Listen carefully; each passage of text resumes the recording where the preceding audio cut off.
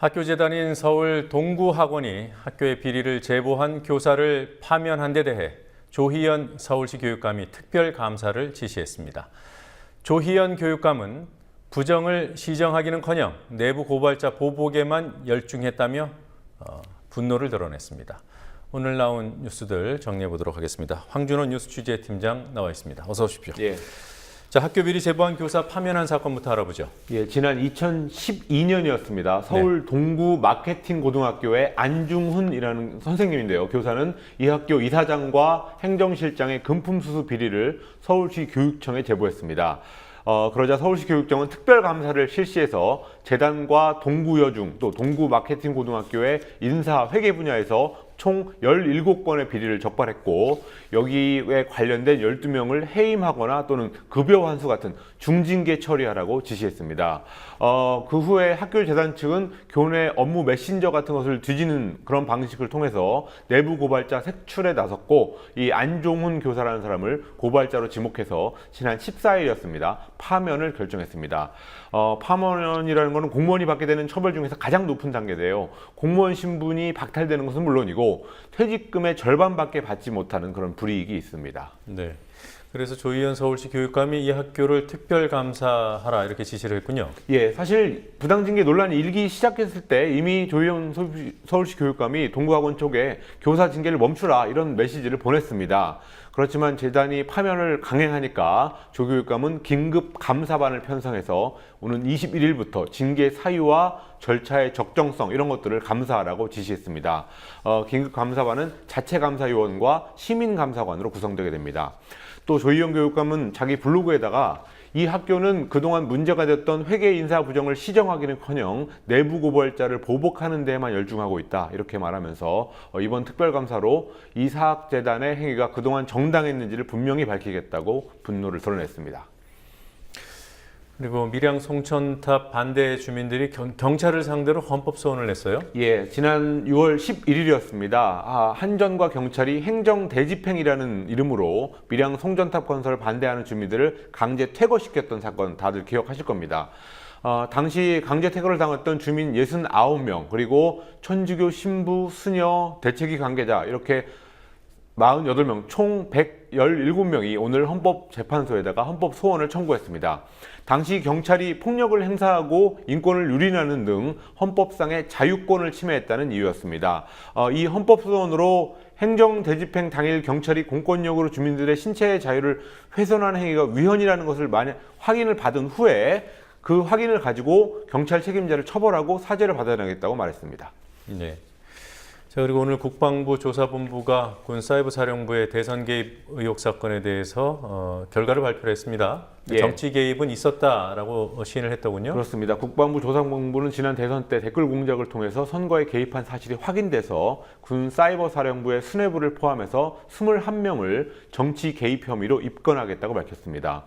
이 21명에는 군 사이버사령부의 최고 수장이었던 연재욱 옥도경 전 사령관도 포함되어 있습니다. 연재욱 사령관 같은 경우는 청와대 국방비서관을 지냈습니다. 그렇지만 군 조사본부는 댓글 공작은 이모 전 심리전단장의 부당한 지시로 벌어졌고 연재욱 옥도경 전 사령관 이 사람들은 그것을 방조한 혐의일 뿐 조직적인 활동은 없었다고 말했습니다. 또 국정원과의 연계라든지 윗선 개입 의혹 이런 거에 대해서는 김관진 당시 국방부 장관은 보고를 받지 못했다라면서 그런 결과를 발표해서 꼬리 자르기 수사했다는 지적이 나오고 있습니다. 네. 이번 발표에 대해서 야당에서는 어떤 입장이 나왔습니까? 예, 새정치민주연합하고 정의당 이런 데서 다 비판하는 목소리가 나왔습니다. 새정치민주연합의 김영근 대변인은 김관진 전 장관 등 윗선에 면죄부를 주는 수사이기 때문에 재수사를 해야 한다고 주장했습니다. 특히 군 수사본부가 김 전 장관을 수사조차 하지 않은 채 윗선 개입이 없다고 결론 내린 것에 대해서 그것은 자의적인 판단에 의한 박근혜 정부 봐주기 수사라고 비판했습니다.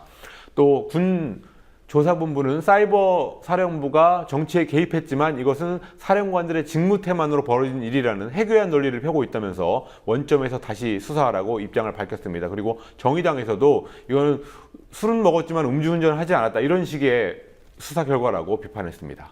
네.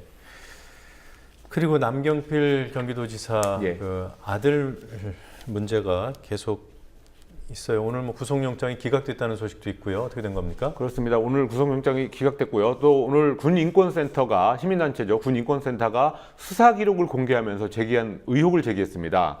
육군 육사단 헌병대 기록을 보면 지난달 말부터 이달 초까지 그 남상병이 자기의 성기를 일병의 엉덩이에 비비는 등 이런 강제 추행을 했고 후임병을 총 50회 정도 폭행했다는 진술이 기재되어 있습니다. 오늘 공개된 겁니다. 이 내용은. 그렇지만 얼마 전에 군 당국이 발표를 할 때는 이 남상병이 후임병을 뒤에서 껴안거나 뭐 손등으로 바지 지퍼를 치는 정도의 성추행, 그 정도의 폭행만 했다라고 발표를 했었습니다. 그래서 군인권센터가 오늘 기자회견을 하면서 군 당국이 남상병의 가혹행위의 수준을 낮추고 폭행의 횟수를 축소하고 은폐하고 있다고 비판했습니다. 또 군 당국이 이례적으로 이 사건에 대해서 언론 브리핑을 하지 않은 점, 또 아직도 남상병을 불구속 수사하고 있다는 점 이런 것들을 지적하면서 국방부 조사본부와 검찰단으로 이첩해야 된다고 주장했습니다. 그래서 이 사건이 처음 나왔을 때는 아무리 그런 정치인의 아들이라고 하더라도 성인이 된 아들이 한 일에 대해서 아버지를 비판할 수 있냐 이런 말이 나왔었는데 지금 이 권력자의 아들이기 때문에 이렇게 약간 축소하고 은폐했다는 의혹이 나오면서 좀 비판의 목소리가 더 커지고 있는 상황입니다. 네. 그리고 얼마 전에 서울지국장이 조사를 받았던 산케이 신문. 예. 왜 조선일보는 조사하고 처벌하지 않냐 이런 입장을 밝혔어요. 기사로 그렇습니다. 얘기한 겁니까? 예, 오늘 기사로 썼습니다. 세월호 창사 당일 대통령의 7시간 행방에 대한 보도와 관련해서 어제 산케이 신문 서울지국장은 9시간 동안 굉장히 오랜 시간 동안 검찰 조사를 받았습니다. 여기에 대해서 산케이 신문이 어제에 이어서 오늘도 박근혜 정부의 언론 탄압이라고 비판했는데요. 조선일보와의 형평성을 문제 삼고 나섰습니다. 산케이 신문은 언론의 자유를 억압하는 한국, 그러나 조선일보는 구두주의만 이란 제목의 기사를 통해서 가토지국상 소환 조사 소식을 자세히 전하고 이것은 언론 탄압이라고 논평했습니다. 또 대통령에 대한 보도의 자유는 어디까지 가능하냐라고 하면서 가토지국장이 인용했던 조선일보는 정작 구두주의만 받았다면서 미디어에 따라 다른 정부의 대응을 비판했습니다. 네.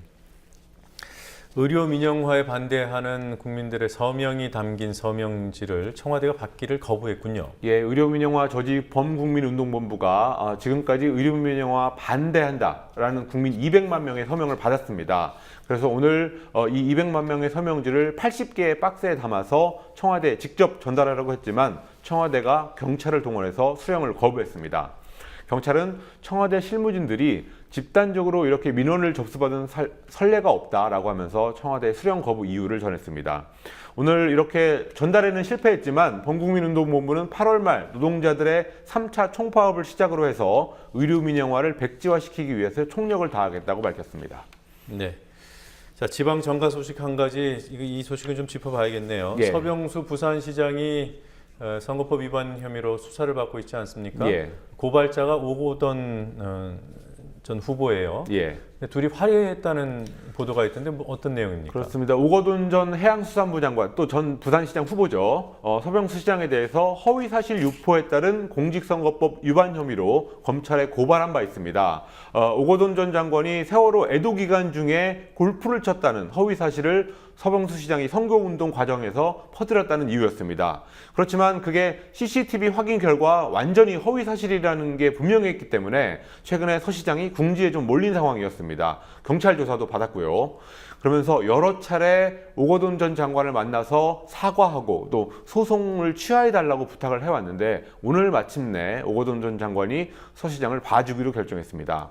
부산시청 접견실에서 두 사람이 만났고 합의문을 내놨습니다. 합의문 내용을 보니까 오거돈 전 장관은 서 시장의 진심 어린 사과 표명에 조건 없이 선거 소송을 취하하고 화해와 통합을 통한 부산 발전에 적극 협조하기로 했다. 이런 내용이 담겨 있었습니다. 네.